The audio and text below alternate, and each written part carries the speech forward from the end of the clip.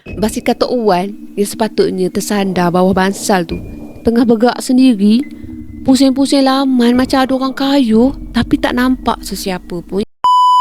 A'udzubillahiminasyaitonirrajim. Bismillahirrahmanirrahim.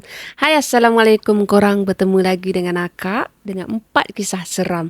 4 lagi. Akak teruskan dengan kisah yang pertama. Kisah ni diceritakan oleh seorang perempuan yang bernama Maya. Anak sulung dalam keluarga yang dulunya memang hidup tenang, bahagia, tapi semuanya berubah lepas satu demi satu pelindung dalam keluarga tu pergi. Arwah ayah dengan datuk yang dulu memang terkenal sebagai perawat alternatif. Sejak kecil lagi Maya memang ada sedikit kelebihan lah. Jenis boleh rasa kehadiran benda halus walaupun tak nampak dengan mata kasar. Tapi kelebihan tu bukan selalu jadi kelebihan tau. Kadang-kadang jadi beban paling berat dalam hidup dia.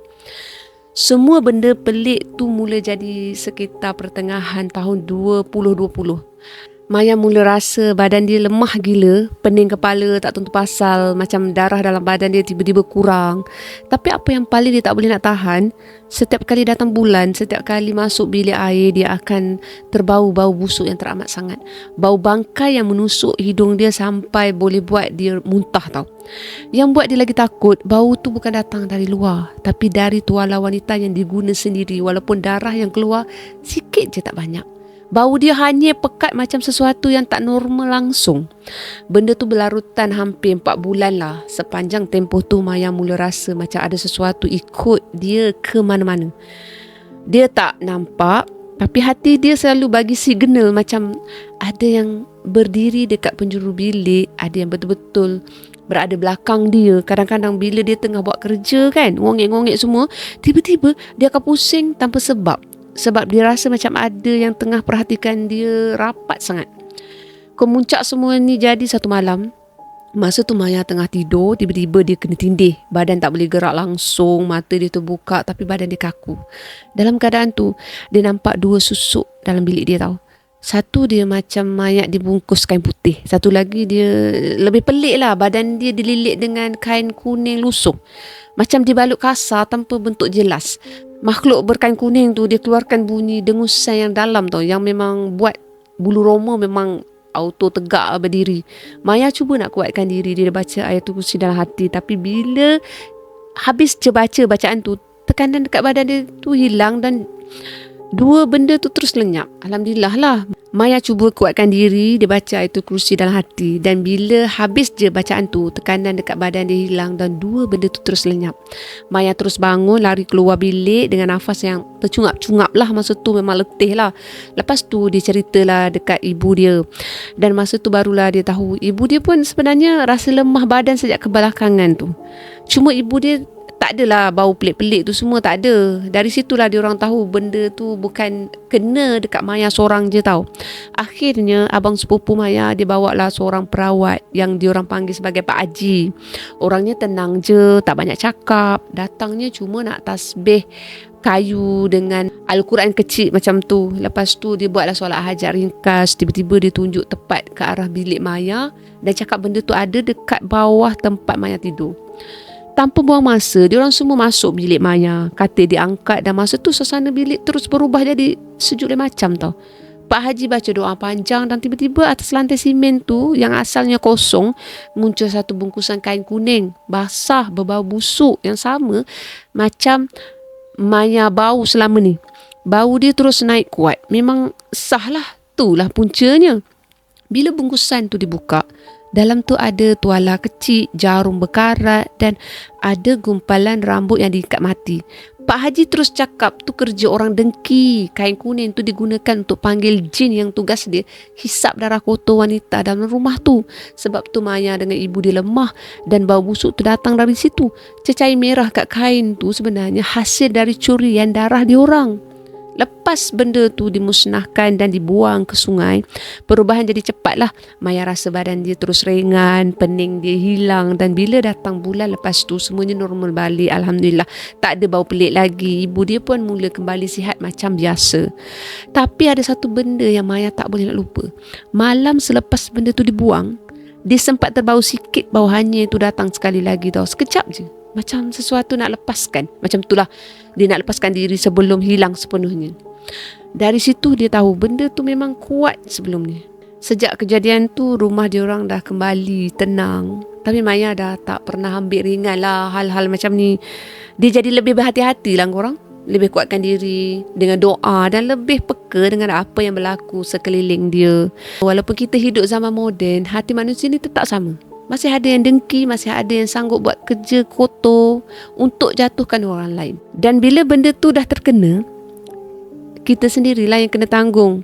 Jadi jangan pernah ambil ringan gerak hati, sebab kadang-kadang itu je petunjuk awal sebelum sesuatu yang lebih besar berlaku. Dan satu lagi ni, kalau ada benda pelik dalam rumah, jangan tunggu lama tau. Kadang-kadang jawapan tu memang ada betul-betul tempat kita tidur. Itu kisah yang pertama. Akan teruskan dengan kisah yang kedua, belati pusaka. Kisah ni diceritakan oleh seorang perempuan bernama Zara.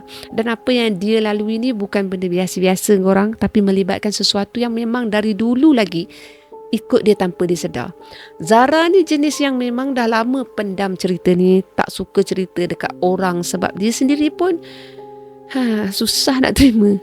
Tapi bila kenangan lama datang balik satu persatu, dia sedar benda ni bukan boleh lari. Sebab memang dah berkait dengan diri dia sendiri. Semua ni mula jadi makin jelas lah masa Zara umur 19 tahun. Masa dia sama belajar dekat satu kolej di pedalaman Borneo. Mula-mula dia duduk kat rumah sewa lama dengan ramai lah pelajar lain. Memang riuh siang malam lah bila dah berkumpul ramai-ramai kan. Tapi dalam keadaan bising tu, Zara dia tetap rasa macam ada sesuatu yang tak kena. Dia selalu rasa macam ada mata perhatikan dia dari atas siling yang lembap tu. Macam ada benda yang tak nampak tapi memang hidup dalam ruang tu. Satu malam tu, masa dia tengah buat assignment lewat malam lah, tiba-tiba dia rasa ada jari sejuk sentuh hujung kaki dia. Sejuk dia bukan biasa-biasa tau, sampai rasa tembus tulang. Bila dia toleh, memang kosong, tak nampak apa-apa pun. Tapi tiba-tiba satu bilik tu penuh dengan bau bunga melo yang kuat gila. Macam ada orang baru tabur satu bilik tau. Malam tu jugalah dia mimpi seorang budak perempuan pakai baju lusuh.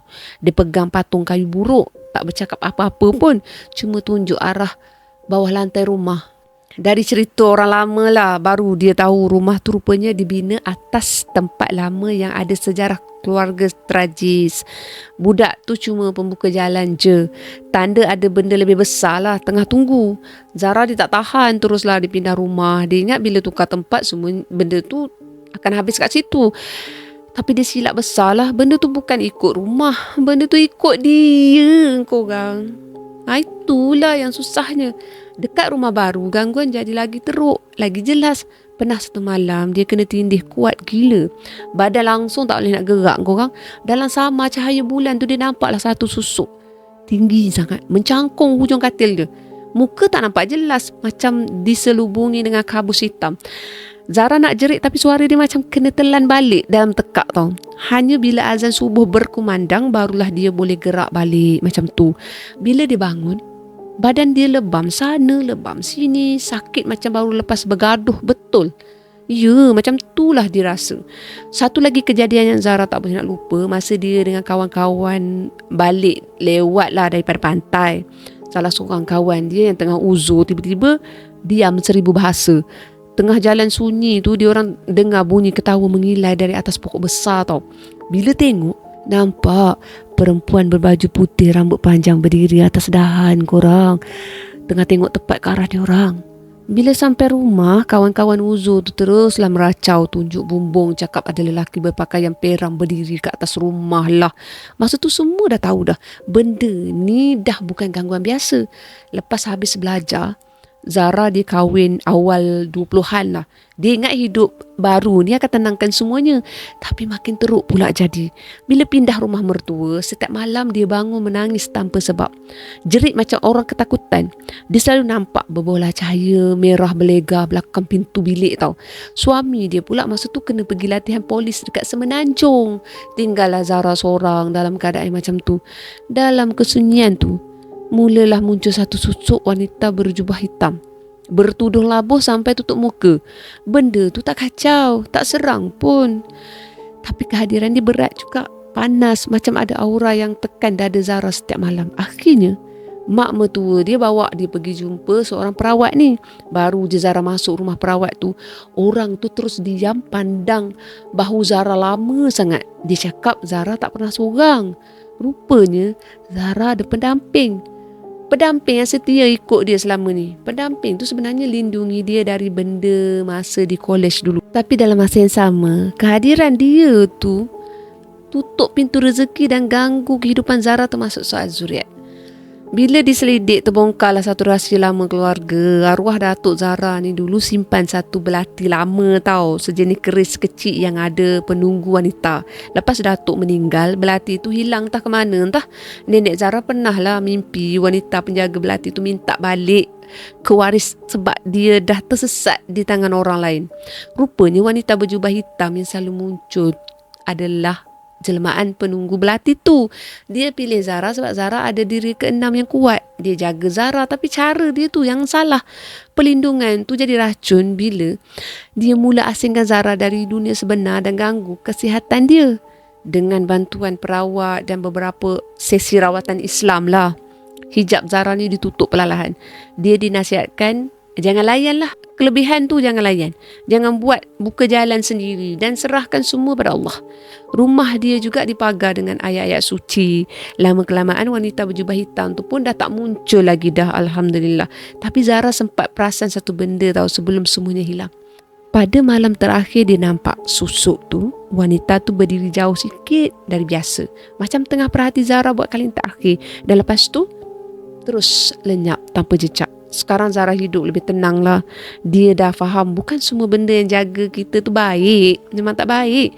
Kadang-kadang benda tu cuma pinjam rupa pelindungan je, tapi sebenarnya mengikat hidup kita perlahan. Zara sendiri dia pegang satu benda sampai sekarang. Sekuat mana pun penjaga atau saka, semua tu takkan pernah lebih kuat dari perlindungan Allah. Dan kalau benda tu datang dari warisan, jangan bangga. Sebab selalunya harga yang kena bayar tu lebih jauh mahal dari apa yang kita nampak. Itulah kisah yang kedua. Akak teruskan dengan kisah yang ketiga korang. Dendam penunggu basikal karat. Ini best. Kisah ni diceritakan oleh seorang lelaki yang kita bagi nama Hafiz lah. Dan apa yang jadi ni memang antara pengalaman paling hitam dalam hidup Hafiz sekeluarga. Benda yang sampai sekarang kalau teringat pun boleh buat bulu roma berdiri tau. Semua ni berlaku lebih kurang 8 tahun lepas, masa diorang baru pindah ke satu kawasan pedalaman dekat pinggir Batu Pahat. Rumah yang diorang sewa tu rumah papa lama, sunyi gila lah kawasan dia. Dan yang paling dekat cuma rumah seorang warga emas yang diorang panggil Tok Wan. Dipisahkan dengan parit kecil je antara rumah diorang ni. Tok Wan ni hidup seorang je lepas isteri dia meninggal. Anak-anak dia katanya kerja besar dekat bandar, tapi langsung tak pernah balik tengok dia pun. Malah masa Tok Wan meninggal pun tak nampak batang hidung diorang pun. Tok Wan ni jenis yang pendiam, tak banyak cakap. Rutin dia tiap pagi pukul 5 memang sama je. Bangun awal, kayuh basikal tua dia, pergi ke kebun getah. Basikal tu memang legend lah, satu kampung boleh tahulah basikal tu sebab bunyi rantai dia yang kering tu memang kuat gila. Krek. Sampai orang kampung boleh jadikan bunyi tu macam jam loceng diorang dah. Auto tersedar diorang. Seminggu lepas Tok Wan meninggal dan rumah tu kosong, rumah dia lah, rumah Tok Wan tu lah, baru benda pelik mula jadi. Malam kat kampung tu memang dah sunyi dah, tapi lepas tu jadi lebih sunyi, lebih berat tau. Macam ada sesuatu yang menekan suasana. Setiap pagi pukul 5 ayah Hafiz akan terjaga sebab dengar bunyi basikal tu. Krek bunyi basikal tu. Betul-betul kat luar tingkap bilik. Mula-mula ingat orang kampung lalu, tapi bila selak langsir, memang jantung nak luruh. Basikal Tok Wan yang sepatutnya tersandar bawah bansal tu tengah bergerak sendiri, pusing-pusing laman macam ada orang kayuh, tapi tak nampak sesiapa pun yang ngayuh. Basikal je. Dalam masa yang sama, adik bongsu Hafiz setiap kali maghrib je mesti mengacau. Menangis tak berhenti. Tunjuk arah almari baju sambil menggigil. Mulut dia tak cakap apa yang jelas, tapi reaksi dia tu memang macam nampak benda yang orang lain tak nampak tau. Hafiz sendiri kena tegur satu malam tu. Masa tu dia tengah study sampai lewat malam. Lebih kurang pukul 2 pagi. Dia nak pergi bilik air. Dekat dapur je bilik air tu. Baru je keluar ke ruang makan. Terus kena serang dengan bau hamis yang memang kuat gila. Macam bangkai busuk lama pun je. Dia ingat ada tikus mati ke apa. Tapi bila dia pandang atas peti ais, dia nampak satu gumpalan hitam. Mula-mula ingat plastik sampah. Tapi benda tu bergerak. Dalam sekelip mata, benda tu lompat turun depan dia. Jarak dekat gila, muka dengan muka. Kulit dia warna hijau lumut, berlendir, ada bulu-bulu halus. Mata merah tanpa kelopak dan mulut dia koyak sampai ke telinga. Keluar cecair hitam pekat yang busuk tau, tahap tak boleh nak tahan. Masa tu Hafiz dia terkaku. Memang tak boleh nak gerak langsung, nak jerit pun memang dah tak keluar suara. Dia cuma mampu pejam mata sambil dalam hati dia baca apa yang dia ingat dan dia minta perlindungan dari Allah. Lama sikit lepas tu barulah bau busuk tu hilang. Esoknya, bukan Hafiz seorang je, ibu dengan adik dia pun terus demam panas serentak. Ayah dia mula rasa benda ni bukan biasa-biasa. Teruslah ayah dia panggil ustaz dari kampung sebelah. Kampung seberang tu sebelah lah kan. Ustaz tu masuk rumah je, dah lain macam dah muka dia. Dia cakap macam ni. Macam ada benda yang dah lama menumpang kat situ. Rupanya benda tu pernah dibuang oleh arwah isteri Tok Wan masa dia aktif mengubat orang. Benda tu dia berdendam lah sebab dipisahkan daripada tuan dia. Dan sejak tu dia menumpang pada basikal tua tu. Yang buat semua terdiam bila ustaz tu cakap, Tok Wan sebenarnya bukan mati biasa. Dia ditolak dari tangga rumah oleh makhluk tu sendiri sebab marah. Basikal tu bukan sekadar basikal tau, tapi hadiah daripada pesakit isteri dia. Dan makhluk tu anggap basikal tu sebagai hak dia. Sebab tu dia takkan tinggalkan tempat tu. Lepas ustaz buat pembersihan, keadaan memang jadi reda lah sikit, tapi tak hilang sepenuhnya korang. Kadang-kadang tengah malam masih dengar lagi bunyi rantai basikal di kayu perlahan macam tu, krek krek krek, berbunyi juga. Dan ada masa tingkap diketuk dari luar. Bunyi tu bukan kuat, tapi cukup untuk buat orang dalam rumah rasa tak sedap duduk. Korang rasa tiba-tiba je tingkap bilik korang diketuk. Akak tak nak lah, tak nak. Hafiz pernah sekali tengok dari jauh tau, masa hujan renyai waktu subuh. Basikal tu bergerak perlahan keluar dari bangsal, beremang, berhenti betul-betul tengah laman tau, dan macam menghadap rumah Tok Wan yang kosong tu. Lepas tu senyap balik. Akhirnya diorang ambil keputusan pindah bila ayah dia dapat tukar tempat kerja. Diorang tinggalkan rumah tu bersama dengan basikal lama yang masih tersandar kat bangsal. Tapi dalam hati diorang semua tahulah benda tu masih ada. Sampai sekarang setiap kali Hafiz teringat bunyi rantai basikal lama tu, dia akan terfikir satu benda. Mungkin benda tu bukan tunggu Tok Wan kot, tapi tunggu siapa yang berani sentuh hak dia. Ke macam mana? Penutupnya ada benda dalam dunia ni bukan sekadar tinggal, tapi menjaga apa yang dia anggap milik dia. Dan kalau kita tak tahu sejarah satu tempat tu, jangan sesuka hati kita rasa kita selamat. Sebab kadang-kadang kita cuma menumpang di tempat yang bukan hak kita. Itulah kisah yang keempat. Akan teruskan kisah yang terakhir untuk konten kali ini. Dendam berdarah Sang Madu. Kisah ni diceritakan oleh seorang lelaki nama dia Daniel. Dan apa yang dia lalui ni bukan cerita biasa-biasa tau. Tapi rentetan gangguan yang dah ikut keluarga dia bertahun-tahun sampai sekarang pun masih belum betul-betul reda. Semua ni bermula dekat rumah pusaka lama dekat hujung kampung. Rumah kayu tradisional yang penuh dengan celah-celah papan. Siang nampak cantik lah, cahaya masuk kan. Tapi bila malam, lubang-lubang tu rasa macam ada mata-mata tengah perhatikan dari luar. Buat suasana tu lain macam sunyi dia. Rumah jiran pun jauh-jauh korang. Kalau jerit pun belum tentu orang dengar. Kadang bunyi kecil pun boleh jadi besar sebab sunyi sangat kat situ. Daniel masa tu dia anak kedua dari 5 adik-beradik. Dan gangguan pertama yang dia ingat betul-betul jadi masa umur dia 12 tahun. Malam tu lepas isyak, dia orang adik-beradik duduk depan pintu main kad. Gelak-gelak macam biasalah untuk hilangkan bosan kan. Tiba-tiba dam, bunyi hentakan kuat dekat pintu. Bukan macam orang ketuk, tapi macam batang kayu besar hentam. Semua terus senyap kat situ. Jantung memang laju gila lah. Bila bunyi tu datang lagi kuat, diorang tak tunggu lama dah terus lari masuk dapur carilah mak diorang. Malam tu memang tidur berhimpit-himpit lah. Masing-masing takut nak berpisah. Gitu. Lepas tu gangguan makin kerap. bilik mak Daniel lantai papan lama kan. Kalau mak Daniel ni jalan memang bunyi berkerik lah kuat macam tu. Satu malam Daniel tengah buat kerja sekolah sorang-sorang dekat meja makan. Dia dengar bunyi langkah kaki berat dari arah bilik mak dia. Bunyi papan tu berkerik-kerik macam ada orang jalan menuju ke arah dia lah. Dia pun tunggu, dia ingatkan mak dia nak keluar.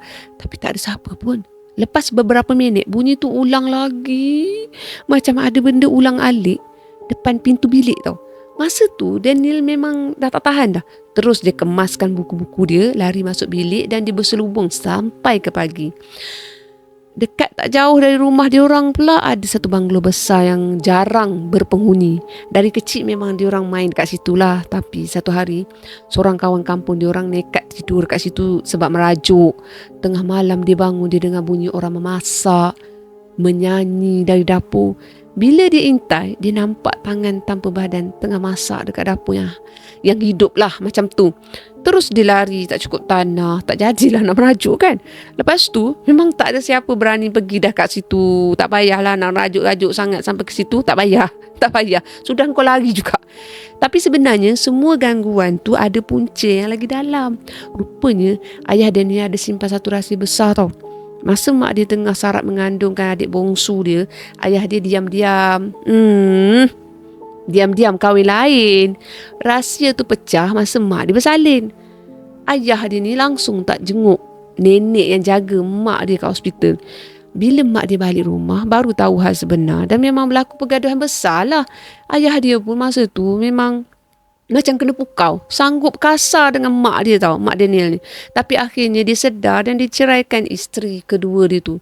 Masalahnya, wanita tu tak terima. Dia berdendam dan disumpah nak hancurkan keluarga Daniel guna ilmu hitam. Dari situlah hidup dia orang ni berubah jadi mimpi ngeri. Masa Daniel dekat Camp University, abang dia cerita pernah kena tindih makhluk besar hitam sampai tak boleh nak bernafas korang. Dalam keadaan tu dia nampak adik dia masuk bilik. Tapi bila dia boleh bangun dan marah kan, rupa-rupanya adik dia tak pernah masuk pun malam tu. Habis tu siapa yang masuk? Malam lain pula, adik lelaki dia pula kena cekik makhluk berbulu besar sampai hampir siling rumah lah besarnya makhluk berbulu tu. Mak dia orang dah tak tahan dah, dipanggilkan bomoh. Tapi bomoh tu pula macam ada niat lain. Siap cakap nak lepaskan benda tu, kena bagi adik bongsu dia sebagai ganti. Dah pula. Memang tak logik lah korang. Teruslah dia orang tu sedar bomoh tu bukan nak bantu pun. Lepas tu keadaan lagi teruk lah. Gangguan dah makin menjadi-jadi. Mak Daniel ni pula, dia mula sakit teruk. Pinggang dengan lutut dia rasa macam ada benda berat melekat tau. Yang pelik, bila masuk hospital sakit tu hilang. Tapi bila balik rumah, terus jadi balik sakit tu. Sampailah sekarang mak dia tak boleh nak jalan jauh. Banyak masa terbaring dalam rumah, tahan sakit sambil menangis. Diorang semua tahu benda tu masih ada dan dendam tu belum habis. Kadang-kadang waktu malam Danny masih dengar bunyi benda bergerak dekat ruang rumah macam tu. Bukan ruang rumah akak silap, akak dah penat rupanya. Dekat luar rumah. Atau rasa macam ada yang perhati dari celah dinding. Walaupun rumah tu dah lama ditinggalkan tau. Perasaan tu tak pernah hilang sepenuhnya. Dia macam teringat-ingat macam tu. Penutupnya Daniel sendiri cakap lah, bukan semua dendam manusia ni akan berhenti bila hubungan putus. Ada yang sanggup bawa benda gelap masuk dalam hidup dia orang semata-mata nak balas sakit hati tau. Dan bila benda tu dah masuk, bukan senang nak keluarkan. Sampai hari ni dia masih berharap ada jalan untuk sembuhkan mak dia sepenuhnya. Sebab apa yang dia orang hadap bukan sekadar sakit biasa, tapi dendam yang masih hidup. Tak guna pun kita nak berdendam dengan orang sampai sanggup menggunakan ilmu hitam. Sebab akhirnya, penghujungnya kita sendiri akan tanggung di dunia. Kalau tak tanggung di dunia, tanggunglah dekat akhirat sana. Sekian untuk 4 kisah seram yang pada akak memang seram lah kan. Terutamanya bab-bab sihir ni memang seram korang. Jangan lupa korang ambil yang baik-baik, buang yang tak baik, jangan ikut. Jangan lupa juga untuk like, share dan subscribe. Bye. Assalamualaikum. Terima kasih. Bye.